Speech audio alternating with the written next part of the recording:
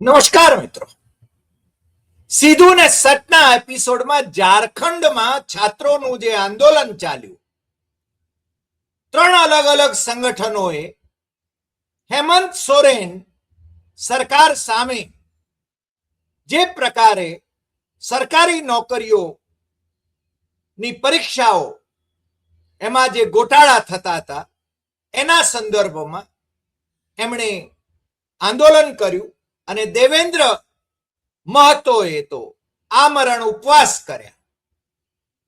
પોલીસનો લાઠીમાર થયો, water Canon છોડાઈ.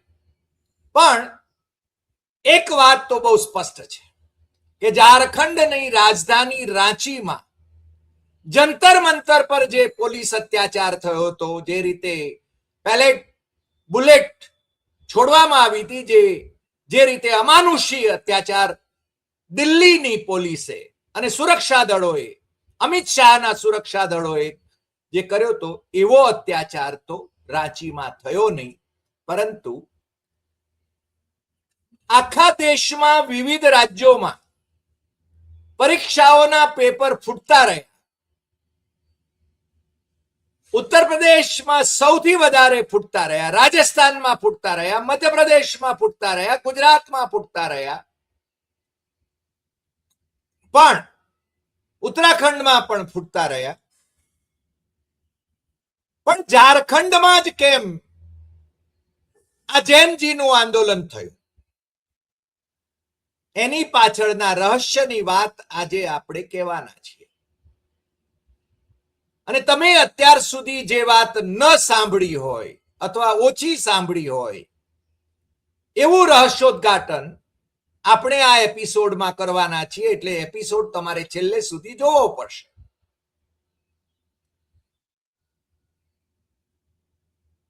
ઝારખંડના મુખ્યમંત્રી હેમંત સોરેન એ ઝારખંડ મુક્તિ મોરચાના સુપ્રીમ લીડર છે. અને મોદી શાહે ઓપરેશન લોટસ કરવા માટેની ઘણી બધી કોશિશો ઝારખંડમાં કર્યા છતાં હેમંત એ ઝૂક્યા નહીં અને એમને 5 મહિના સુધી ઈડીના કેસમાં ખોટી રીતે ફસાવીને, હું જ્યારે ખોટી રીતે કહું છું ત્યારે ઝારખંડ હાઈકોર્ટે કહ્યું કે એમની સામે પ્રથમદર્શી કેસ પણ થતો નથી. એના ચીફ જસ્ટિસે આજે ઓબ્ઝર્વેશન કર્યું અને 5 મહિના પછી હેમંત સોરેન જેલમાંથી છૂટ્યા. એ પહેલા એમને મુખ્યમંત્રી તરીકે ચાલુ રાખીને એનડીએમાં આવવા માટે પણ ખૂબ લલચાવનારી ઓફરો કરવામાં આવી હતી. પરંતુ હેમંત સોરેન અને ઝારખંડ મુક્તિ મોરચાએ કોંગ્રેસ, રાહુલ ગાંધીની કોંગ્રેસ અને તેજસ્વી યાદવની આરજેડી સાથે તથા ડાબેરીઓ સાથે જોડાણ ચાલુ રાખીને શાસન કરવાનો સંકલ્પ અકબંધ રાખ્યો હતો. મોદી શાહને એમના પ્રયાસો જે રીતે તમિલનાડુમાં નિષ્ફળ જતા હતા, એવી જ રીતે ઝારખંડમાં પણ નિષ્ફળ જતા હતા. તમિલનાડુમાં પણ એમણે એમ.કે. સ્ટાલિનને પટાવવાની ખૂબ કોશિશ કરી, એમના કેટલાક મિનિસ્ટરોને જેલમાં નાખ્યા, ઈડીના કેસ થયા, પણ સ્ટાલિન ઝૂક્યા નહોતા. સ્ટાલિનની ડીએમકે અને કોંગ્રેસનું જોડાણ ત્યાં હતું. આ મોદી શાહ જ્યારે હારે છે ત્યારે બમણા જોરથી એ અત્યાચાર કરવા માટે પ્રેરાય છે અને એને આફત ગણીને એમાં અવસર શોધે છે. એમને એક અવસર મળી ગયો. રાંચીમાં વિદ્યાર્થીઓનું આંદોલન એ એમના માટે એક અવસર હતો.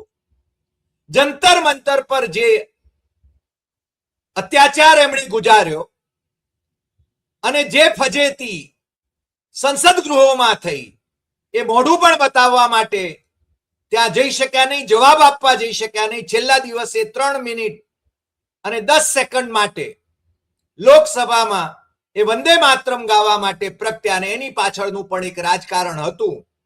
પણ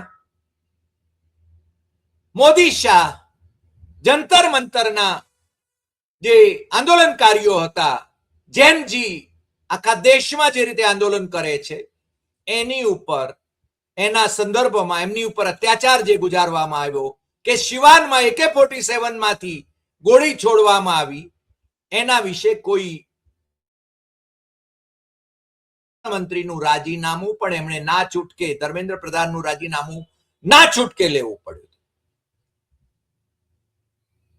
લોકસભામાં વિપક્ષના નેતા રાહુલ ગાંધી જૈનજીના હીરો તરીકે સ્થપાઈ ગયા છે.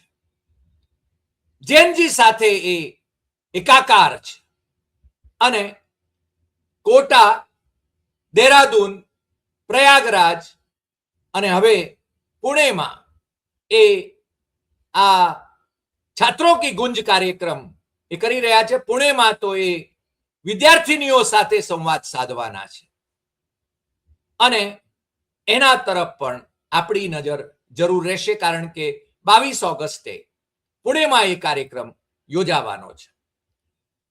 પણ રાંચીમાં રાહુલ ગાંધીને ટાર્ગેટ કરવા માટે, હેમંત સોરેનની સરકારને ટાર્ગેટ કરવા માટે, રાહુલ ગાંધીની કોંગ્રેસના 3 મિનિસ્ટરો એમાં છે એમને ટાર્ગેટ કરવા માટે અને રાહુલ ગાંધી જવાબ દો, રાહુલ ગાંધી પર પસ્તાળ પાડવા માટે ભારતીય જનતા પાર્ટી પ્રેરિત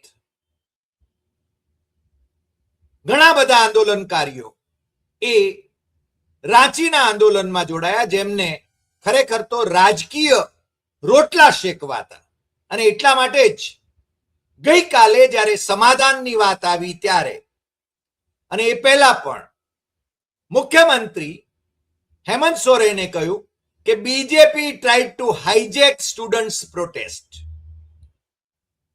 આ આંદોલનમાં ભારતીય જનતા પાર્ટીનો યુવા મોરચો અને સંઘ પરિવારની વિદ્યાર્થી પાંખ, એટલે કે ભાજપની જ મદદગાર પાંખ, અખિલ ભારતીય વિદ્યાર્થી પરિષદ, એ કોઈ પણ જાતનું સમાધાન ન થાય એની વેતરણમાં હતી. એટલે રાજ્ય સરકારે એના માટે ટીમ પણ નિયુક્ત કરી હતી મંત્રણાઓ કરવા માટે, પરંતુ આંદોલન પાછું ન ખેંચાય એની કોશિશમાં એ લોકો હતા. પણ પછી રાહુલ ગાંધીને ટાર્ગેટ કરવા માટે, રાહુલ કેમ જતા નથી રાંચી, એમ ટાર્ગેટ કરવા માટે આખા દેશભરના ભારતીય જનતા પાર્ટીના પ્રવક્તાઓ, નેતાઓ એ નિવેદનો કરવા માંડ્યા હતા. પણ રાહુલે તો પહેલાથી કહ્યું હતું કે સરકાર ભાજપની હોય, કોંગ્રેસની હોય કે મિત્ર પક્ષોની હોય, હું જૈનજી સાથે છું, યુવા પેઢી સાથે છું અને એમની વાજબી માંગણીઓ છે રાંચીમાં પણ, અને એ માંગણીઓ પર તત્કાળ મુખ્યમંત્રી હેમંત સોરેને જઈને એમની સાથે વાટાઘાટો કરવી જોઈએ, એમને મળવું જોઈએ. કર્ણાટકમાં પણ મુખ્યમંત્રી, કોંગ્રેસના મુખ્યમંત્રી DK શિવકુમાર અને એમના ગૃહમંત્રી ખડગે એ આંદોલનકારી વિદ્યાર્થીઓને જઈને મળ્યા હતા ને ત્યાં મામલો છે ને શાંત પડી ગયો હતો. રાહુલ ગાંધીએ હેમંત સોરેનને સલાહ આપતા પત્રો પણ લખ્યા. પણ જરૂરી નથી કે રાહુલ ગાંધીએ બધે જ જવું. એમનો સંવાદ એ સતત ચાલતો રહ્યો હશે હેમંત સોરેન સાથે, એમના પોતાના મિનિસ્ટરો જે છે ત્યાં એમની સાથે, એમના પ્રભારી સાથે. અને ગઈકાલે 17 ઓગસ્ટે આ આંદોલન એ પૂરું થયું. આંદોલનમાં એક વાત બહુ કેન્દ્ર સ્થાને હતી કે TDPL નામની જે કંપની છે, જે પરીક્ષાઓ લે છે સરકારની, જેમ આપણે ત્યાં ગુજરાત પબ્લિક સર્વિસ કમિશન છે, એ જો કે પોતાની રીતે પરીક્ષાઓ લે છે. મને લાગે છે ત્યાં મને જ્યાં સુધી ખ્યાલ છે ત્યાં સુધી એને કોઈ આવી એજન્સી નિયુક્ત કરી નથી, પરંતુ કેટલીક યુનિવર્સિટીઓમાં એજન્સીઓ નિયુક્ત કરવામાં આવે છે. પણ આજે ઝારખંડની અંદર 2024માં જે કંપનીને બ્લેકલિસ્ટ કરવામાં આવી હતી એ કંપનીને ટેન્ડર આપીને કેટલીક પરીક્ષાઓનું આયોજન કરવા માટે ચાલુ રાખવાનું એને કામ સોંપાયું હતું. એ સામે પણ પરીક્ષાર્થીઓ અથવા સરકારી નોકરીના ઈચ્છુક એવી યુવા પેઢીના ભાઈઓ અને બહેનો એમનામાં આક્રોશ હતો. આ ઝારખંડ પબ્લિક સર્વિસ કમિશન એના થકી જે પરીક્ષાઓ થઈ એ બધી પરીક્ષાઓ એ રદ કરવામાં આવે એવી માગણી વિદ્યાર્થીઓ કરી રહ્યા હતા. અને હેમંત સોરેને એ બાબત બહુ સ્પષ્ટપણે જાહેર કર્યું. એમની કેબિનેટ મિટિંગ મળી, ઇમરજન્સી મિટિંગ મળી અને જાહેર કર્યું કે જેએસએસસી અને સીજીએલ એ પરીક્ષાઓ રદ કરાય છે. ટીડીપીએલ મારફત જે ભરતીઓ થઈ છે એ બધી કેન્સલ કરવામાં આવે છે અને વિદ્યાર્થીઓની જે માગણી છે તપાસ માટેની, ગેરરીતિઓની તપાસ માટેની વિદ્યાર્થીઓની માગણી સીબીઆઈની હતી. ભારતીય જનતા પાર્ટી, યુવા મોરચા અને એબીવીપી એનો આગ્રહ, એની જીદ હતી કે સીબીઆઈની ઇન્ક્વાયરી થાય. કેમ સીબીઆઈની ઇન્ક્વાયરી, એના ઉપર આપણે આવીએ છીએ, પણ એમનો આગ્રહ હતો.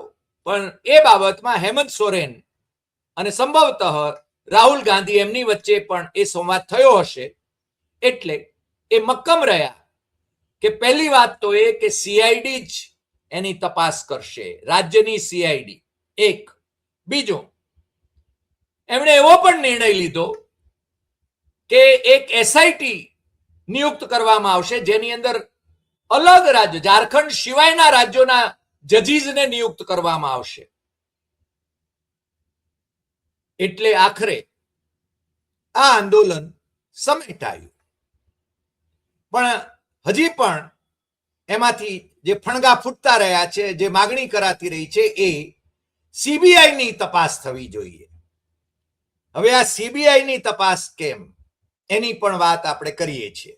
પણ એ પહેલા બધી જ પરીક્ષાઓ જે અગાઉ થઈ ગઈ છે અને જે લોકોની નિમણૂક સરકારી વિભાગોમાં થઈ ચૂકેલી છે, હાઈકોર્ટના આદેશથી પણ જેમની નિમણૂકો થઈ છે, એ બધી નિમણૂકો રદ કરાતા કેટલાક જે લોકો નોકરી ઓલરેડી કરી રહ્યા હતા એ લોકો માટે તો એક જ પળમાં બેરોજગાર થઈ જવાનું બન્યું અને એમાંના ઘણા બધા એ રોઈ પડ્યા.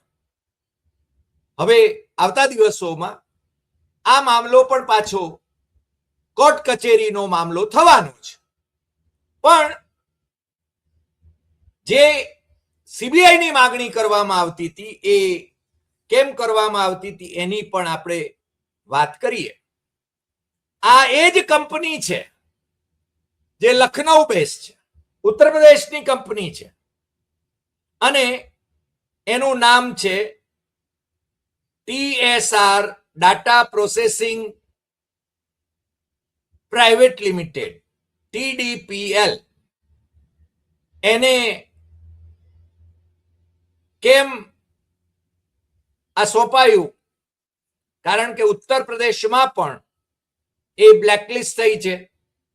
પણ ઉત્તર પ્રદેશના ભારતીય જનતા પાર્ટીના નેતાઓની એ લાડકી કંપની છે. ઉત્તર પ્રદેશ વિધાનસભા અને વિધાન પરિષદની પરીક્ષાઓ, એસઓ અને એએસઓ ની પરીક્ષાઓ આ કંપની મારફત લેવામાં આવી અને એમાં દર 5મો સફળ ઉમેદવાર એ કોઈ ભારતીય જનતા પાર્ટીના નેતા કે સત્તા મોરચાના નેતા કે પછી આઈએએસ કે આઈપીએસ અધિકારીના સગા સંબંધી એ હોવાનું જ્યારે એના ગોટાળા જ્યારે બહાર આવ્યા ત્યારે મામલો અલ્હાબાદ હાઈકોર્ટની લખનઉ બેન્ચમાં ગયો, અલ્હાબાદ હાઈકોર્ટમાં ગયો અને ઓફકોર્સ લખનઉ બેન્ચ અને ત્યાં સીબીઆઈની ઇન્ક્વાયરી આ એણે જે પરીક્ષાઓ લીધી, ગોટાળા કર્યા, એના વિશે હાઈકોર્ટે આદેશ આપ્યો કે સીબીઆઈની ઇન્ક્વાયરી થવી જોઈએ. તો ભારતીય જનતા પાર્ટીના નેતૃત્વવાળી યોગી આદિત્યનાથની સરકાર એ સુપ્રીમ કોર્ટે ગઈ અને સુપ્રીમ કોર્ટના જસ્ટિસ જે કે માહેશ્વરી અને જસ્ટિસ વિજય બિશ્નોઈની બેન્ચે સીબીઆઈની ઇન્ક્વાયરી એ રદ કરી, એમ કહીને કે દરેક બાબતમાં જો સીબીઆઈની ઇન્ક્વાયરી થાય તો પછી રાજ્યની સીઆઈડીમાં તમને વિશ્વાસ નથી, સીઆઈડી તપાસમાં તમને વિશ્વાસ નથી, તમારી પોલીસના તંત્રમાં વિશ્વાસ નથી એવું લાગે, એટલે આની સીબીઆઈ ઇન્ક્વાયરી એ રદ કરવામાં આવે છે. હવે આ પણ એક મોટો વિવાદનો વિષય બની રહ્યો છે. ભારતીય જનતા પાર્ટીના જ્યાં છેડા અડકે છે એવી આ કંપની, કારણ કે ત્યાંની ભારતીય જનતા પાર્ટીની સરકાર એને બચાવવાની કોશિશ કરી રહી હતી અને ઝારખંડમાં આ પરીક્ષાઓનું જે કંઈ તંત્ર ગોઠવાયું અથવા જે કંઈ થયું એમાં ગેરરીતિઓ થઈ, તો આ કંપનીને તો કદાચ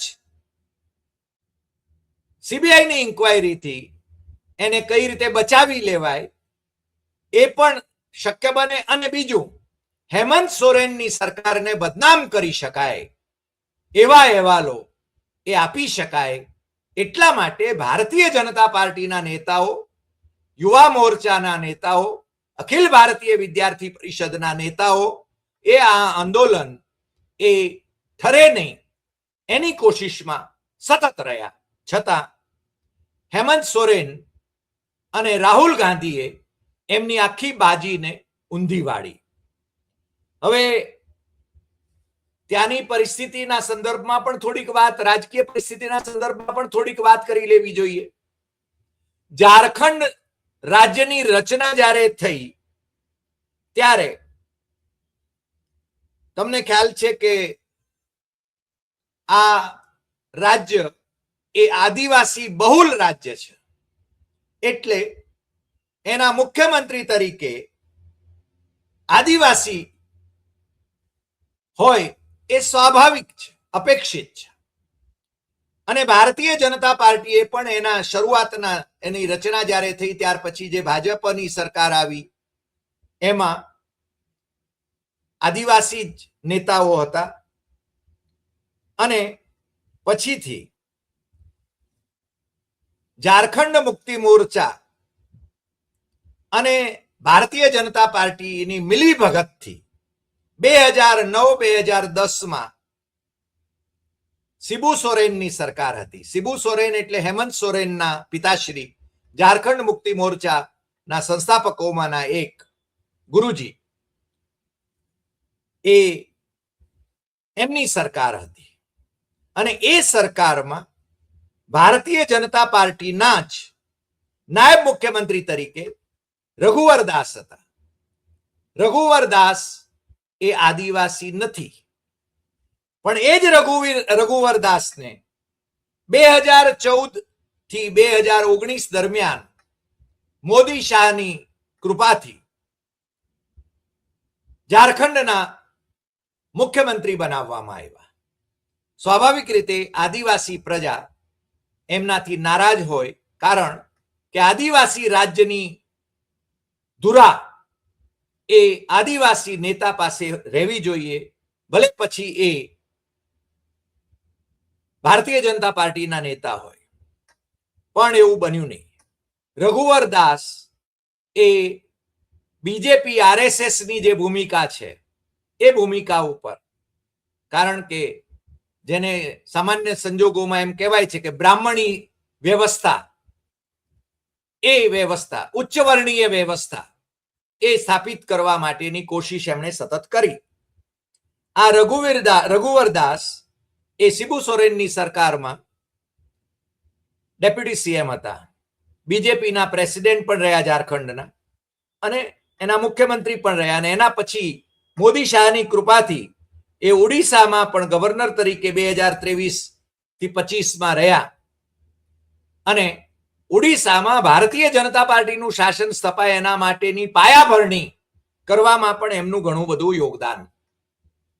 હવે તમને સમજાયું કે સીબીઆઈની ઇન્કવાયરી માટે ભારતીય જનતા પાર્ટી વાળાઓ, એમના યુવા મોરચા વાળાઓ અને એબીવીપી વાળાઓ એ કેમ આટલો આક્રમક રીતે આગ્રહ રાખી રહ્યા હતા. કારણ કે ઉત્તર પ્રદેશની પેલી કંપની, દાગી કંપની, એને બચાવી લેવાની અને હેમંત સોરેનની સરકારને બદનામ કરવાની. પરંતુ હેમંત અને રાહુલે મળીને આખી બાજી પલટી નાખી અને એમણે જે કર્યું, સીબીઆઈ ઇન્કવાયરીની તો ના પાડી દીધી, પરંતુ એમણે સીઆઈડી ની તપાસ તો શરૂ કરી જ દીધી છે.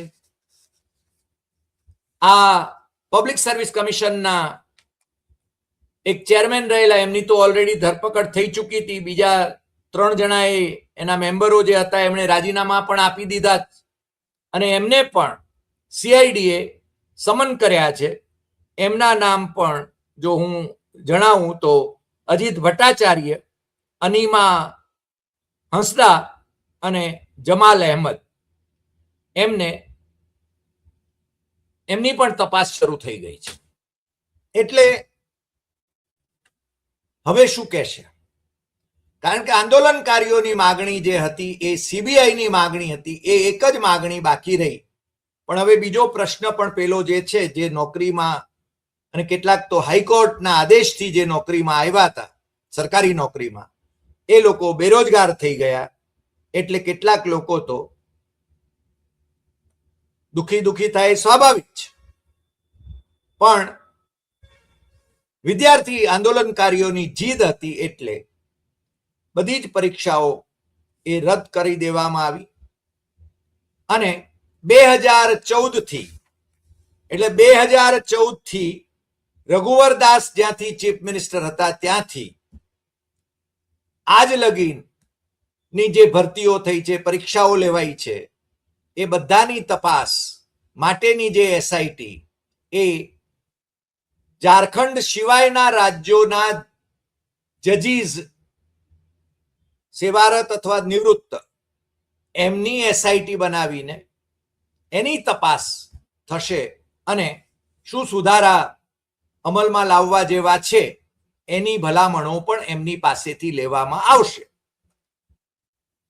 તમે સમજી ગયા ને કે સીબીઆઈ ઇન્કવાયરી અને રાહુલ ગાંધીને ટાર્ગેટ કરવાનો જે ખેલ હતો ભારતીય જનતા પાર્ટીનો, જંતર મંતરના જવાબ આપવાની એમનામાં હેસિયત નહોતી. મોદી શાહ મોઢું બતાવી શકતા નહોતા સંસદ ગૃહમાં. સંસદ પરિસરમાં આવતા હતા પણ સંસદ ગૃહમાં મોઢું નહોતા બતાવી શકતા. એમની ફજેતી થઈ ગઈ હતી અને એક એજ્યુકેશન મિનિસ્ટરનું રાજીનામું પણ લેવું પડ્યું હતું. પણ એને નલિફાય કરવા માટે, એને એ વિવાદને બીજી બાજુ ડાયવર્ટ કરવા માટે, આફતને અવસરમાં ફેરવી નાખવા માટે એમણે બિન ભાજપી રાજ્યોમાં પેપર લીક થાય છે એની વાત ખૂબ ચગાવવાની કોશિશ કરી અને રાંચીમાં જે આંદોલન ઊભું થયું, એ આંદોલન પણ એનો જ એક ભાગ હતું. એટલું તો હવે બધા સમજી ગયા છે. મને લાગે છે કે ભાજપની આ રમતો, કેન્દ્ર સરકારની આ રમતો હવે બેનકાબ થઈ રહી છે અને જેનજી જાગે છે ત્યારે આ લોકો ભાગે છે. આજે આટલી વાત. ફરી મળીશું નવા એપિસોડમાં નવા વિષય સાથે. તમને જો આ એપિસોડ ગમ્યો હોય તો સૌથી વધુ શેર કરશો, લાઈક કરશો, કમેન્ટ કરશો અને આપણી YouTube channel doctor Hari Desai Satyam Evam Tathyam એ સબસ્ક્રાઇબ કરવા માટે મિત્રોને જરૂર જણાવશો. નમસ્કાર.